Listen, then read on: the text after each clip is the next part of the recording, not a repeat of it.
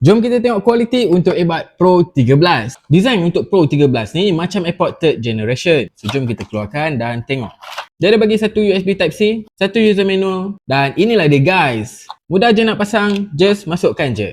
Button kat sini berfungsi, kita boleh tekan, jom koyak plastik. Oh, korang tengok lah tu guys, warna putih dia memang nice. Memang nampak premium. Nak charge dia menggunakan Type-C. So, design dia macam AirPod, adakah kualiti dia sama? Jom kita test. Okay, macam biasa, masuk telinga, okay je, tak ada masalah. Okay, ini adalah full volume untuk earbud ni. Full volume dia tak adalah bingit walaupun dia agak kuat. Dan untuk bass dia ni, boleh tahan, not bad. Bagi aku bass dia dah padu, cukup best kalau nak dengar lagu. Alright guys, so aku dah pun test dia punya mic. Mic dia sebenarnya jelas bila duduk di telinga macam ni. Cuma dia ada bunyi macam kita duduk dalam air sikit. Tapi masih lagi jelas untuk orang yang sedang dengar kita. Dia tak ada gaming mode. Dan kalau korang nak buat dengar lagu, bass dia memang sedap dah untuk dengar lagu. Bateri dia boleh tahan sehingga 4 jam. Dan untuk korang yang sukakan design macam AirPod 3rd generation, ini mungkin earbud yang korang boleh ambil. Berminat? Link dekat beg kuning di bawah.